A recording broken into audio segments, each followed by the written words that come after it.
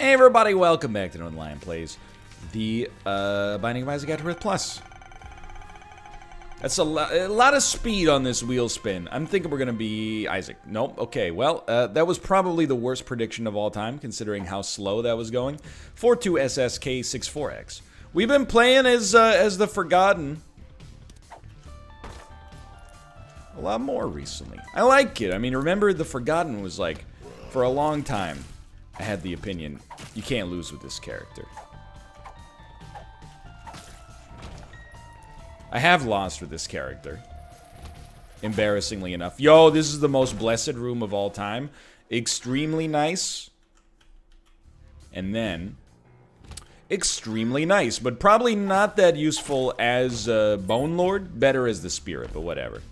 Anyway, just from getting those two items, I'm like, you know what? We're probably not going to need to talk much Isaac today. And that's absolutely fine by me. We are still, according to Edmund's tweets, we're still a long time away from the DLC coming out.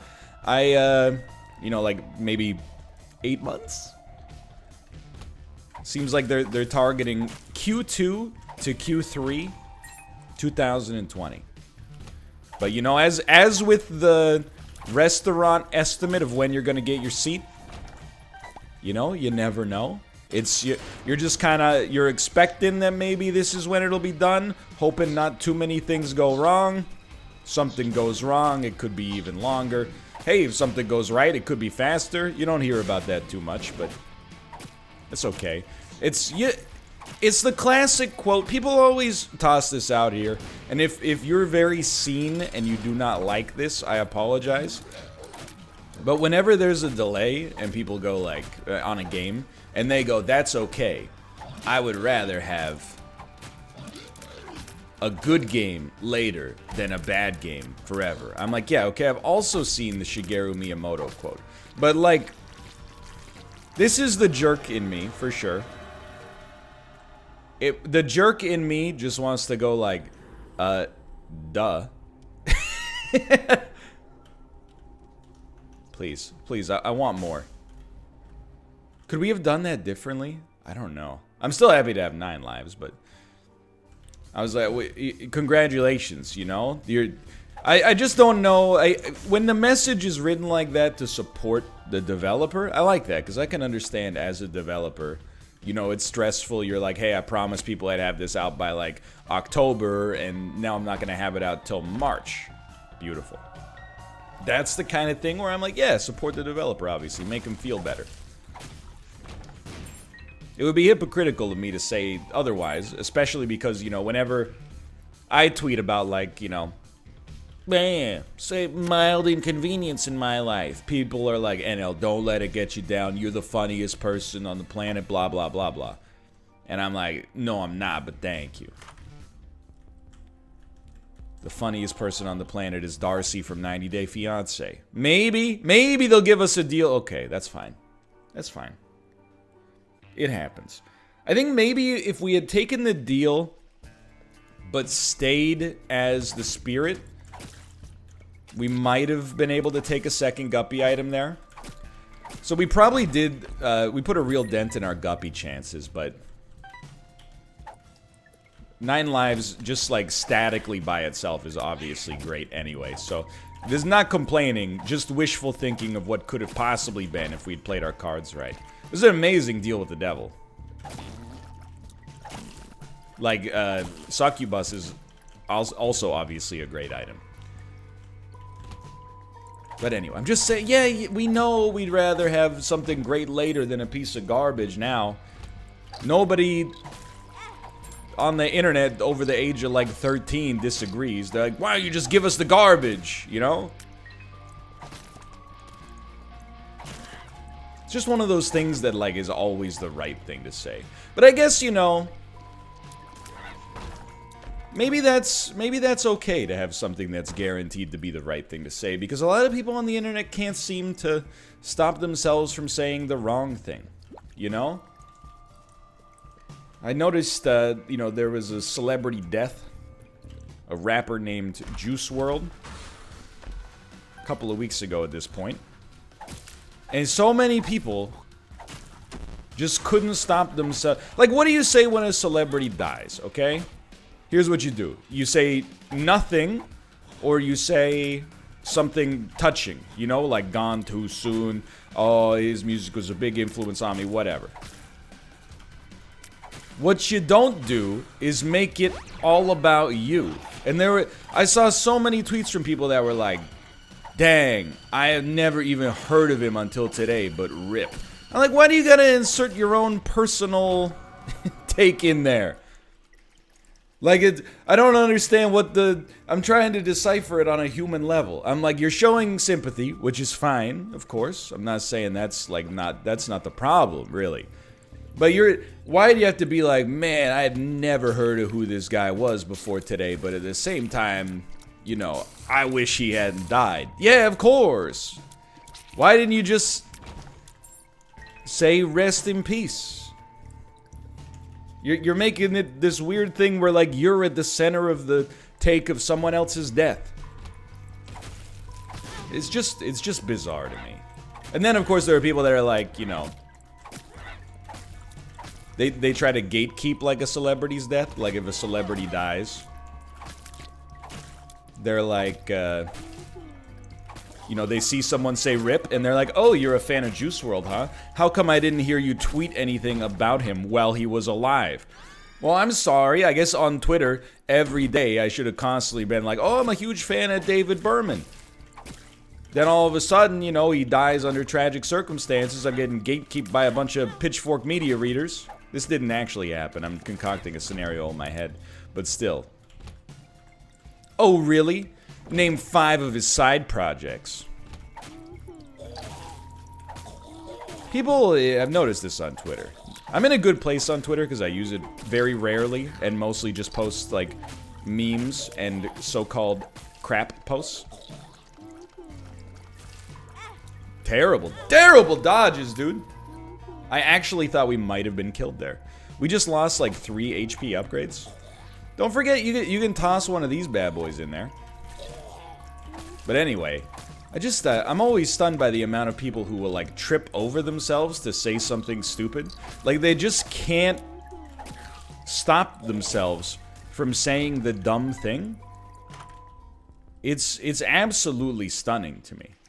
Because, look, it would be easy for me to pretend I never have dumb thoughts.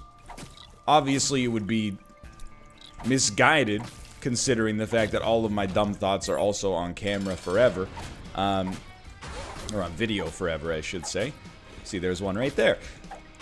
But, like, really, sometimes I have dumb thoughts, and I just think them for, like, a minute, and then I realize why they're dumb. Or alternatively, I'm like, this dumb thought, I don't realize that it's dumb, but it probably is, and is gonna make a lot of people mad regardless, and as a result is not worth doing. I think we're gonna get a little funky here. Why not, right? But there's so many people that just don't have that second step. I guess they're like, this is not meant to be as petty as it sounds, but I guess they're like so. I think 2 things happen. One of 2 things.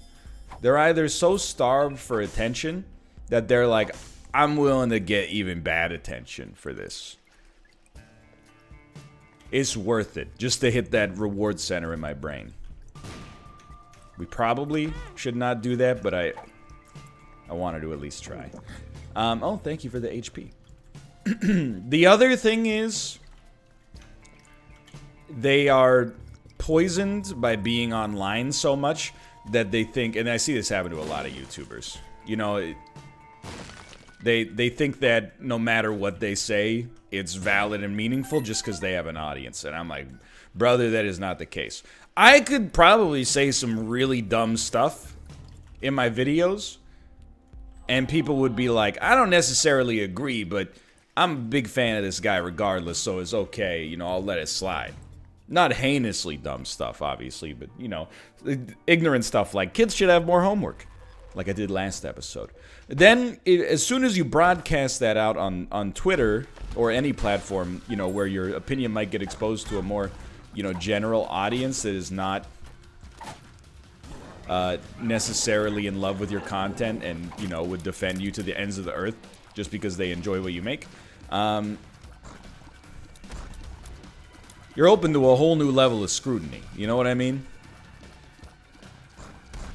That's what I'm like. On the NLSS, I say some really dumb stuff. On Twitter, I say dumb stuff, but it's not like maliciously dumb. It's just like, you know, it's just memes. And then on the NLSS, I really try to let the not controversial, but deliberately inflammatory takes like food poisoning isn't real. Because it's a safer place there, okay? Leads to some humor. I hope. You might be concerned about this run, by the way. I'm being very sincere when I tell you that I am not. Things are stranger than you'd expect. I mean, I screwed it up pretty bad. But we're still heavy, heavy favorites. Should be okay. Especially with the deal with the devil here. With 100% thanks to the goat head. I just realized we had the goat head. That makes sense. I was like, man, we've really been crushing it on these deals. Anyway. So maybe I shouldn't, you know, be mad about it. Because there's people that can't stop themselves from saying the wrong opinion at all times. So, like, sometimes a streamer will tweet like... And this is my main problem with the streamer Twitter to begin with, but sometimes the streamer will tweet like, I'm just not feeling it today, I'm gonna take the day off for, like, mental health. And then there's, like, you know, 90 tweets they get that are like, take care of yourself, king.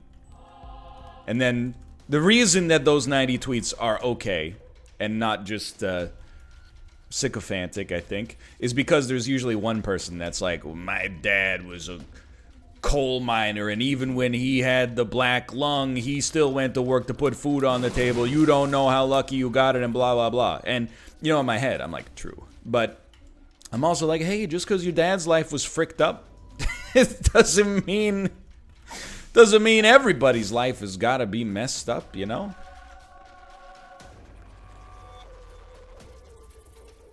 I don't think we want anything else here. I think we just want to send these guys to the stratosphere. That was a good black market. Oh, that was a great black market. So maybe you know, maybe I've changed my own opinion in this video. I've decided that it is nice to just say nice things, even if those nice things are obvious. Here you go. That's called character development. Is the item room here? I mean, a bomb for unlimited bombs is a pretty sweet deal, unless we're never going to use another bomb on this floor, in which case, it's a waste of a bomb. Real galaxy brain. Please let me out. We do have placenta, okay. I'm like, that's where the regen was coming. I thought maybe it was Charm of the Vampire, because in Isaac, there's 12 items that do the same thing. Okay, let's go fight this boss. Don't forget about Tammy's head. Should be in a very, very nice position here. Help me. There was nowhere to go, dude. I was locked in this. It was a no rules match. There we go. That's much better. I think we don't want that yet. We definitely, I mean, I want all, we're gonna lose a couple of lives here, so prepare yourself.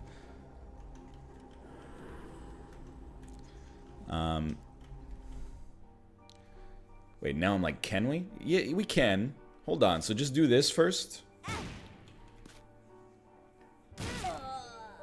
Is this worth it? I think this is definitely worth it for the record. Then we take this. I hope that wasn't a pot play sort of situation. We have royally screwed our rate of fire somehow. Well, I mean, it was experimental treatment, but anyway. Dank Depths 1. It's hard to take a game seriously when it actually unironically uses the word dank. That's one of those words that has been irony poisoned.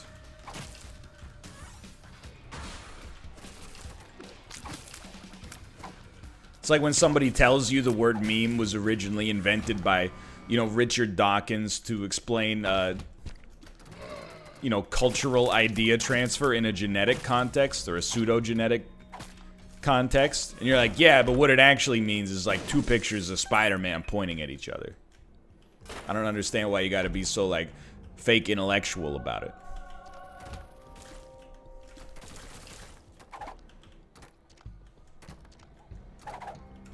I like Cursed Eye here. I really like this run in general. It's just also mildly scary. Can you just shoot this thing, please? Can you just, like... There you go. I guess I could also just shoot the thing. It's a very fair criticism. Ooh. It's crazy to me that, like... I know that we're always approaching the end of a decade, you know? Like, 2019 going to 2020 is the start of, see you later, is, you know, the start of a new rounded decade, but I understand if you want to be pedantic. Well, you're like, the 2016 going to 2017 is the change of a decade, too. It's just the decade from 2006 to 2016. Okay, sure, okay, I get it. But, like, it is wild to me. When I was I mean, this is a very universal statement slash, you know, experience. When I was a kid, well, there was a time when I was a kid where, like, the year 2000 was far away, which is kind of hilarious in hindsight. However, 2020 was like, that was the age where, like, if a movie started and it was like a science fiction film, they could literally tell you, like, anything about the year 2020 and you'd believe them. You'd be like, I don't know, dude, 2020, Earth's exactly the same. I believe you. 2020, Earth has started putting colonies on Jupiter. Sure, sounds plausible. Anything can happen in 20 years. The truth of the matter is that Earth is, I don't know, it's the same, I suppose, but, you know, it's different in some ways, for sure. Not putting colonies on Jupiter yet, which is honestly, after watching The Expanse, I think that seems like a good thing. It seems like they were not ready for the intricacies of running, you know, cross asteroid belt colonial expeditions. They're getting themselves into some trouble. Look, I'm still pretty early in the series, but I have to admit, not begrudgingly at all, by the way, I have to admit that this show's pretty good. Season 1, good. Maybe even very good. Season 2, I was like, yo, you guys are going some places. It's a very cool show. I also watched, yeah, let's do it. But I also want the map, dude. Also watched a little bit of The Witcher show on Netflix. I hate calling it The Witcher show, but I guess I should just say I watched a little bit of The Witcher, okay? I have to tell you, I wouldn't say I'm disappointed. I was hopeful that the Witcher series would be good. I think in watching it, look, the beauty of democracy is that everybody has their own opinion, okay? That's what I'm going to say before this. I think that the show isn't quite there yet. I only watched the first 3 episodes, and it does have some interesting stuff going on, but, like, perhaps it suffers a little bit from its comparison to, like, I'm comparing it to, like, peak Game of Thrones, you know? And even though Game of Thrones did have, you know, there were a few stinker episodes before the series became universally stinky. And if you don't think that it did, that's also fine. I'm not here to fight. I'm here to play Isaac. Excuse me, there was a reason I did not take Bob's brain. It's because I didn't want that exact situation to come to pass. But I really, from watching the first few episodes, I was like, this feels like an inferior Game of Thrones right now. That's not to say there's not stuff to like, you know. I thought Henry Cavill was actually pretty good. I thought the sword play was really good. Music's nice. And like, authentic to the game experience as well. But on the whole, I'd be lying if I said that I, like, was actually, like, enjoying the series. But I also think that maybe, because it comes from somewhat dense source material, you know, hopefully Season 1 ends up being maybe a little touch and go, and then Season 2 really kicks it into gear, or maybe even, like, the latter half of Season 1. Yeah, well, sorry, take this. I feel like I get unfairly maligned sometimes. People assume, like, I hate dialogue. It's really not the case, and I know I've defended myself in this department more than I probably should feel the need to. But, like, it's only dialogue that is not very good. And I'm not saying The Witcher is there, but there were definitely some times in the first couple of episodes where I was like, man, you are doing a lot of talking, where a little talking and a lot of showing would help out a great deal.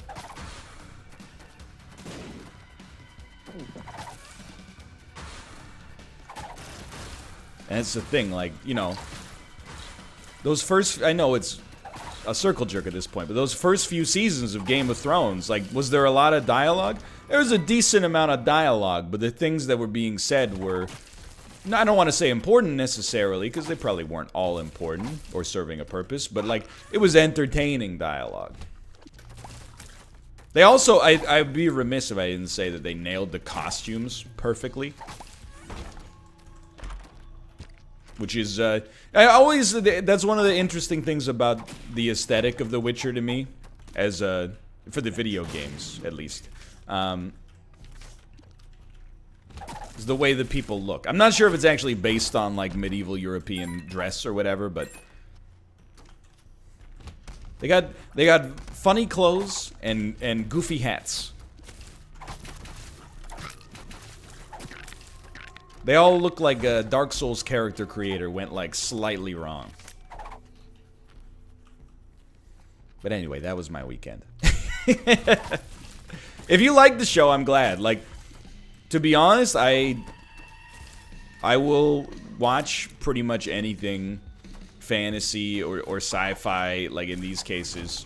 And it's because I really want them to be good. That's why I'm stunned with The Expanse. Because I'm like, I feel like you don't get smart sci-fi in this vein all that often. And I didn't expect it to come from the Sci-Fi Sharknado network. Then people were like, they did Battlestar Galactica. And I was like, you know what? You're absolutely right. I'd forgotten about that.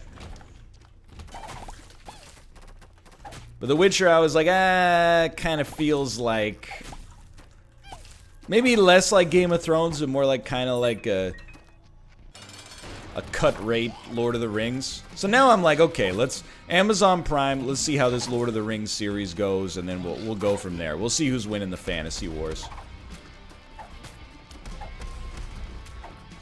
Just hit him, please. Thank you. We could... Yeah, take this first. That way we can at least take a deal if it's guppy. We were already in there. We had already taken that deal. That's fine. That's fine. I mean, like, we haven't lost a life in a while, but I am a little, not really, really good damage there. Not really concerned, but I'm like, our actual damage is lower than you'd expect. And I really think it was, like, experimental treatment kind of screwed us. The real danger, that was such a bad, like, aggressive move there. The real danger is that we can't actually just, like, use the bone attack on the fly, thanks to, I think, a combination of Cursed Eye, which is actually, I would argue, has been a positive for us. But a combination of Cursed Eye and, like, a terrible rate of fire has led to this situation where we actually have to, like, take a second or two between our melee attacks, which is not usual for this character. It's okay. We still got plenty of room to work with. But you don't want to You don't want to burn too many of these lives until it's strictly necessary, you know? 4 lives left is pretty good, especially because we can actually take multiple hits on the melee side without it being a problem. Because you can just recharge it. Speaking of which, we definitely peep the curse room here. So you fly in.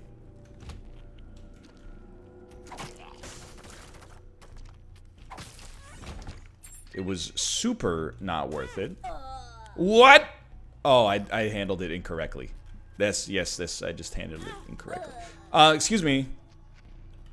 Am I not walking? No, I'm the spirit. Okay, I handled it incorrectly twice, which is horrible.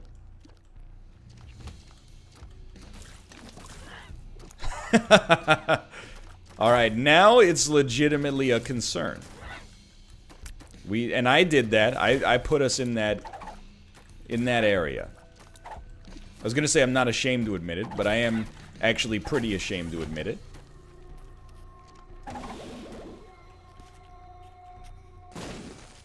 But it's very easy in Isaac to hit that kind of turning point, you know? You don't always have to play super tight, although, of course, in a perfect world, it would always be your best option to play your best. People say that as if it's not, like, you know, self-evident sometimes. Why don't you just operate at peak performance at all times? Yeah, okay, that's the ideal strategy. You got it. So people, when I was playing Forza Eliminator on stream, they're like, whenever you drive on the road and show up second, they're like, you gotta drive through the forest. Whenever you drive through the forest and show up second, they're like, you gotta take the road. That's what the road's there for. It's like, yeah, I get it. The optimum strategy is take the fastest path. That's the game. That's where the game is. And you play to win the game. Verp, luck up. Useful, potentially. Okay, very important. In theory, we have a pretty solid setup here because we can use the Forgotten as a bit of a barricade. That was very good. What do you got for me? No Krampus, please. No Krampus. I think we're content now. I mean, that was a huge get for us.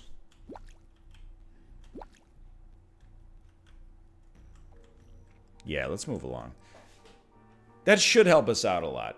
I mean, the damage bonus in particular is just nice because, like, I felt like we were a little underpowered, believe it or not. Not trying to complain, like, pretty much all of the badness on this run is self-inflicted.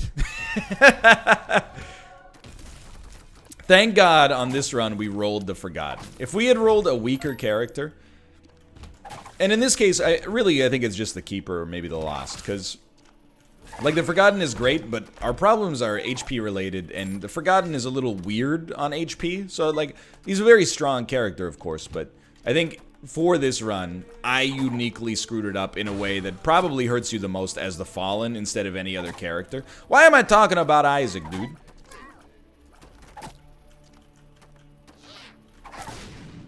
Great question. Especially after picking up that Abaddon. We're set. We've had the mulligan for this whole run, by the way. It's like we copy my homework, but don't make it too obvious of Guppy. We have 2 Guppy items, and then also the ability to fly, and then also the mulligan. Alright, that was some very, very solid melee action.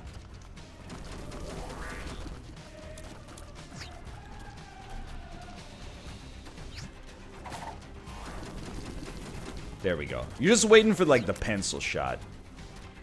That's the moneymaker. I'm starting to think we... Oh, that was dumb. I'm starting to think we probably should have used the Spirit way more often. I mean, it's a danger. You know, the Forgotten is a very fun character. The most unique character in the game, I think. And, you know, when you don't play as them for a while, you maybe lose a little bit of... Or at least I lose a little bit of that potentiality. A little bit of the, you know, fine-grained detail. No. Eve's Mascara is, like... It's close. But our rate of fire is already so bad that I'm torn. Our rate of fire being bad, does that mean we should take it because it can't get much worse? Or does that mean we should not take it because if it gets much worse, it might be truly catastrophic? So we're going to operate on the coward principle. The coward principle is very simple. If you're in a good spot and you're a little scared, don't mess with the formula. If everything's going okay, you know, don't rock the boat. You guys know that song? I know. Rock the boat, don't rock the boat, baby. Rock the boat, don't tip the boat over. I didn't realize until I started listening to the algorithmic recommendations of Google Play Music, and that song came up like once every time I'm in the gym. It's like the least metaphorical song of all time. It's so literal. It's like, you know, Heart of Glass by Blondie? It's like if instead of it being about, you know, her heart being fragile, she was like, literally, my heart's made of glass. You know, it's just, you know, our love is like a ship on the ocean. It is carrying a cargo full of love and devotion. Really? You're going all the way with this boat metaphor. Like, I get the song's supposed to be fun, but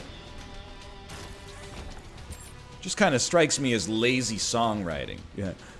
The port side is my affection, and the starboard side is a kiss.